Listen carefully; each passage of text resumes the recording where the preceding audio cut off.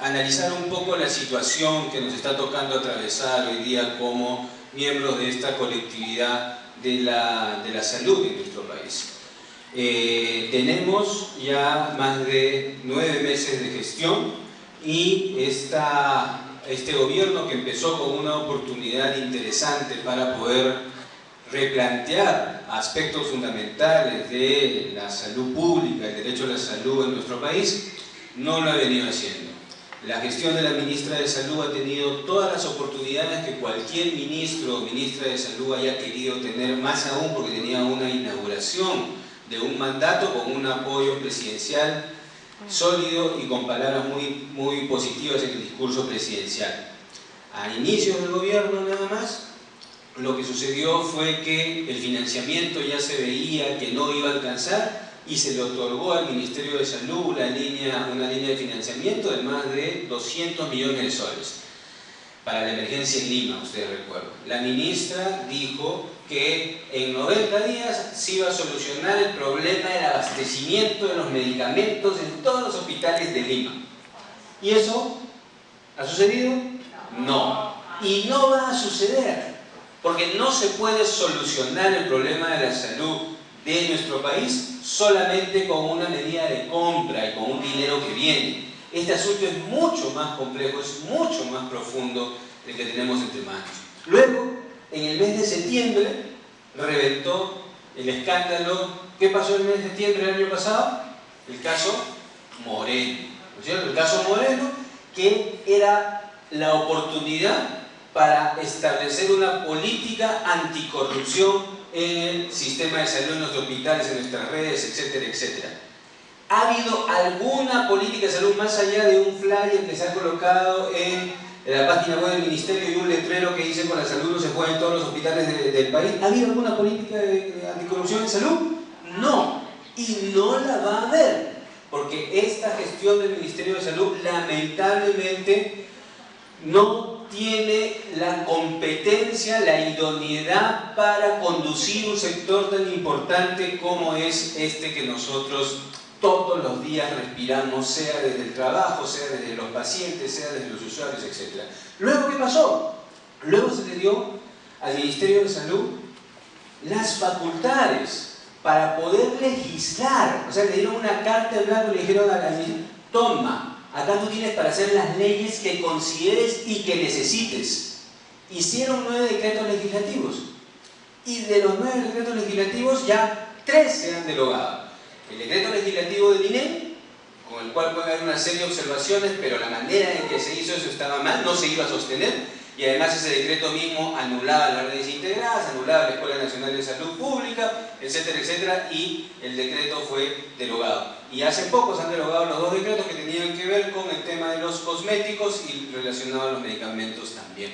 Y los otros que quedan, el del CIS, por ejemplo, han establecido un enredo burocrático y administrativo porque el decreto legislativo del CIS no se entiende, es ambiguo, ya la gente no quiere afiliar y se ha regresado al sistema del padrón de hogares en el cual se va a tener que determinar nuevamente la pobreza cuando el CIS, con todas sus dificultades, ya está avanzando un poco más. Y de ahí los otros decretos pasan sin pena ni gloria, es decir, toda la oportunidad que tuvieron en el Ministerio de Salud para replantear algunas cosas de manera legislativa se desperdiciaron. Y eso ya estamos en el mes de enero. Luego vino la desactivación del Instituto de Gestión de Servicios de Salud, que independientemente del juicio que podamos tener de lo que pasó con ese instituto de gestión, al cual se le transfirieron todas las competencias de Lima en el tema de salud individual, el asunto es que cuál era la oportunidad ahí para decir, bueno, nos quedamos sin instituto de gestión, entonces ¿cómo vamos a replantear la gestión del sistema de salud? Y a la fecha, ¿hay alguna medida de verdad seria que tenga que ver con la gestión de nuestro sistema de salud? No la ha habido. Y luego, sobre eso, ha venido la cereza, el ROF del Ministerio de Salud, que anula la Dirección de Promoción de la Salud, que ha convertido en la estructura orgánica que se cae para un lado porque tienes una dirección de intervenciones sanitarias donde hay como 15 direcciones ejecutivas y donde, como ya no hay que se han trasladado toda la estructura administrativa de los hospitales, de los grandes hospitales de Lima, De ese Loaiza, de ese 2 de Mayo, de ese Cayetano Heredia, de ese Hipólito Unanue, a una oficinita dentro del tercer piso del Ministerio de Salud, lo cual no tiene ni pies ni cabeza. Y no tiene ni pies ni cabeza, tanto es así que ahora hay una pugna entre los hospitales y el Ministerio con el CIS, porque los hospitales, con razón, no quieren aceptar que se les bajen las tarifas, porque ya no dan más el asunto y encima se le están bajando las tarifas. Y eso es en Lima. Y en las regiones hay lugares, en Iquitos, el hospital regional de Iquitos no firma, ya no va a firmar el convenio con el CIS este año. ¿Qué significa eso? Que va a haber pues una desatención de muchísima gente. Entonces, ante eso, ¿por qué ha optado? ¿Cuál es la política de la ministra de Salud en la actualidad? ¿Cuál es la política de la ministra de Salud? ¿Qué ha dicho hoy día en la mañana la ministra de Salud en RPP? Ha dicho que no hay que caer en el psicosocial del dengue. Eso es lo que ha dicho la ministra de Salud hoy día. Imagínense. Entonces su política es desviar la atención y además ha optado por una estrategia muy efectiva hacia los ojos de la opinión pública, que es el Facebook. ¿No es cierto? Ustedes entran al Facebook de MINSA y encontrarán, sin exagerar, 50 videos en los cuales la ministra llega al hospital de Piura, al hospital de Ticuara, y barre con todo. Llega al SAMU y dice: ustedes no sirven para nada. La gente le quiere hablar y ella nada de escuchar. Y así todos los funcionarios que han colocado en el Ministerio de Salud están en esa misma lógica, porque lamentablemente no son funcionarios que provienen. ¿Alguien conoce a la viceministra de Salud? ¿Alguien conoce al viceministro de Salud? ¿De dónde viene? Si alguna vez ha estado en un espacio como este, o en un hospital, o en una reunión, nadie sabe quiénes son. Y los directores podríamos hacer así, ahí la lista. El MINSA es un desgobierno porque la gente está descontenta, el funcionariado del MINSA, que también tiene competencias, está descontenta por la manera y la arbitrariedad en que esto se ha cometido. Quería decir eso para introducir el tema que me solicitaron del financiamiento del sistema de salud. La primera, por favor.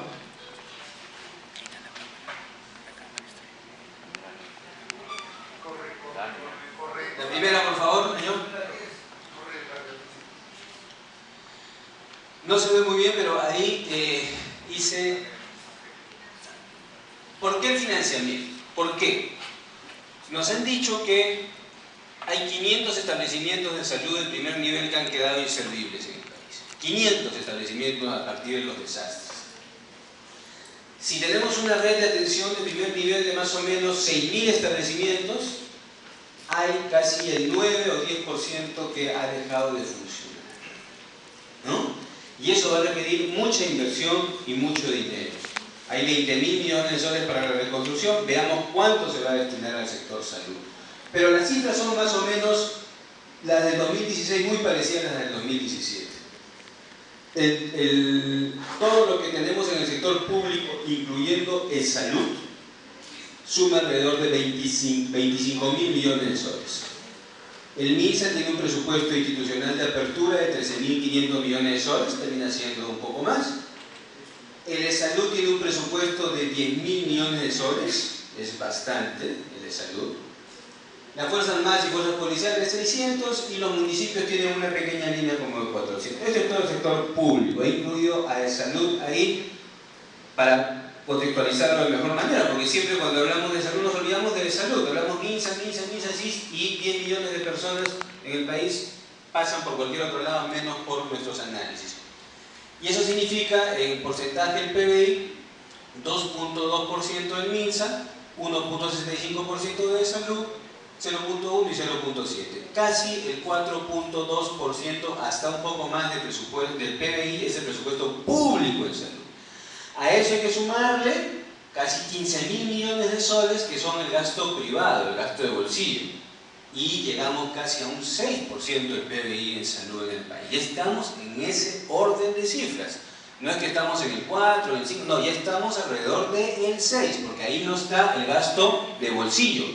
Y el gasto de bolsillo es más que todo el gasto del Ministerio de Salud, o igual, más o menos 13.500 a 15.000, que tiene que ver con los gastos que se hacen las clínicas hospitalarias, las farmacias que se llevan el grueso, los seguros privados, etcétera, etcétera. Entonces, ese es el contexto de nuestro financiamiento en 2016, casi 4.2% del PIB. Público debería ser por lo menos el doble. Deberíamos aspirar a por lo menos un 8% del PIB público, porque el privado va por otra lógica. La siguiente, por favor. Y este es el presupuesto del MINSA para este año. Esto ha sido sacado de la ley de presupuesto y del Ministerio de Economía, que ha hecho, bueno, ya la división. De los 13.776 millones que tiene el MINSA para este año, MINSA regiones, ¿no?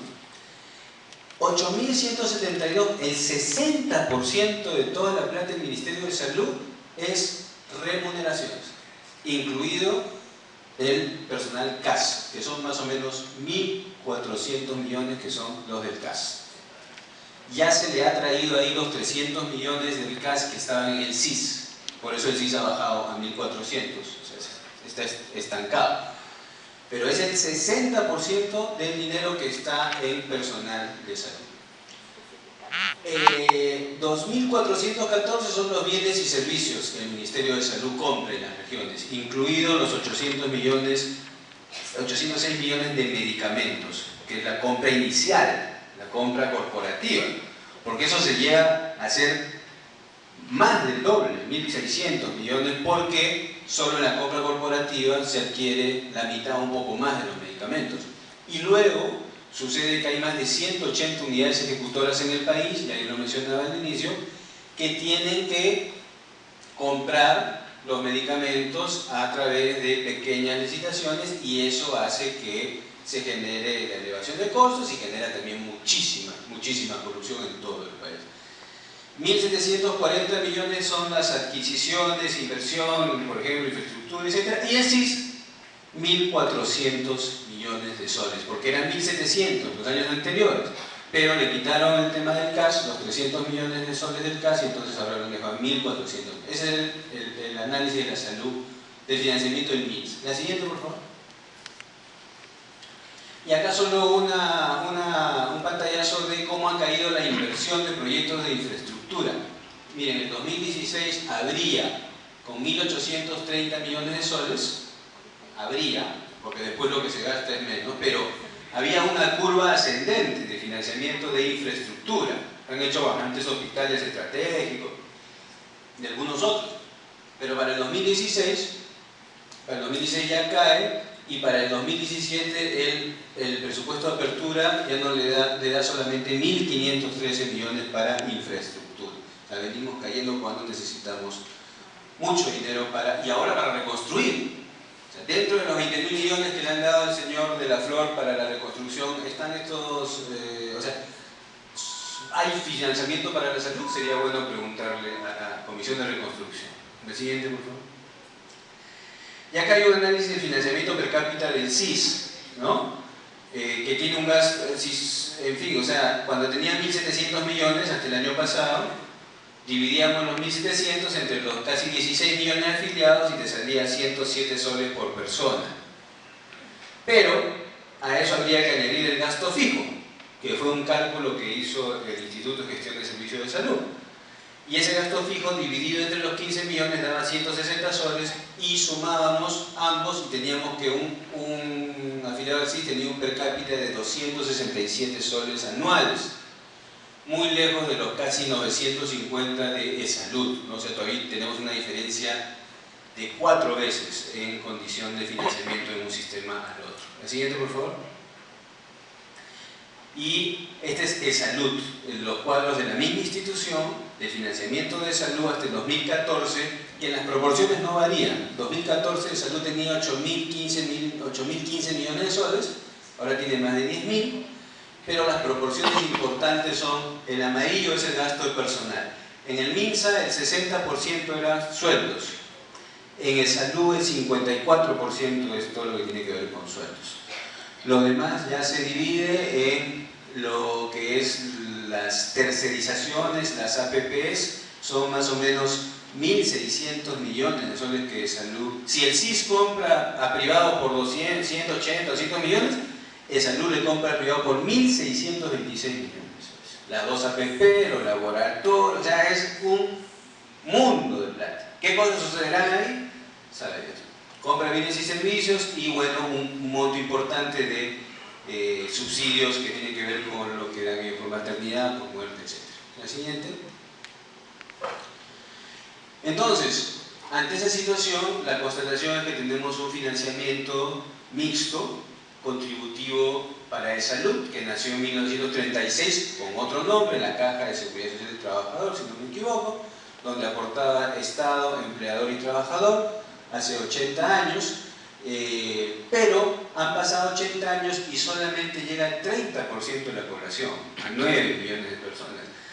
Pero, y llega al 30% de la población en total, y de la PEA llega al 27, ahí falta un punto, 27.5.